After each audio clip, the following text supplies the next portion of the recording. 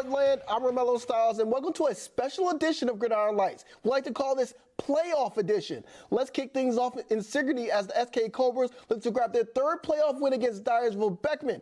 First drive, Cobras drive down the field and let Sam Searin take the handoff right into the end zone for the first score. Beckman would drive down the field, but the Cobras would force a fourth down, and Beckman would miss the field goal attempt.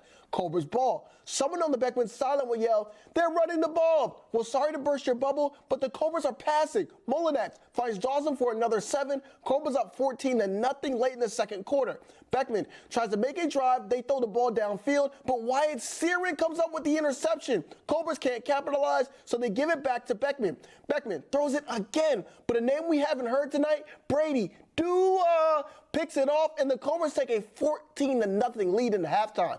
Cobras come out in the third, and Sam Searin finds the end zone, and the Cobras find the win, 35-14. If they win next week, the Cobras will be headed to the UNI Dome. Over in Kirksville, it was the rematch for last year's playoff as the Tigers got to set to take on Warrenton. Kaylin McGee has all the action. Take it away, Kaylin. Kirksville in orange as Jaden Ballinger drops back to pass. But Colby Mine has other thoughts in his mind as he picks it off and returns it 22 yards to the house for 6. Kirksville trails early.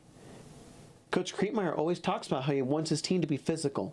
And that's exactly what Ballinger does here as he snuffs out the jet sweep and tacks him in the backfield for a monster loss. Tigers now in offense as Ballinger keeps the snap and runs like a ram for the defense to set up Kirksville in the red zone. Next play, Ballinger drops back and he finds Noah Copeland in the back of the end zone for a touchdown. We are tied.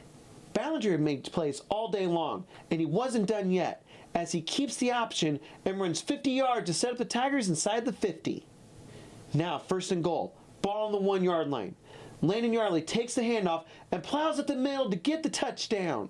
Kirksville leads 14-7. And at the end of this one, Kirksville wins 56-20 over Warrenton. They will hit the road next week to take on Moberly. Oh, what a feeling to start postseason football right here in Missouri. Now, let's not waste any more time. Let's get right into it.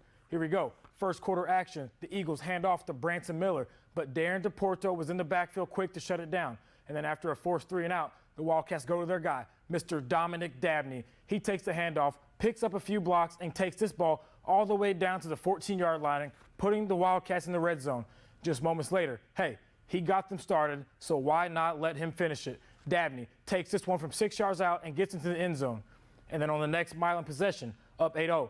How about a little fullback action? Derek DePorto takes this handoff right up the gut, and look at the big man outrun the defense, finding the end zone, extending this lead to 16-0.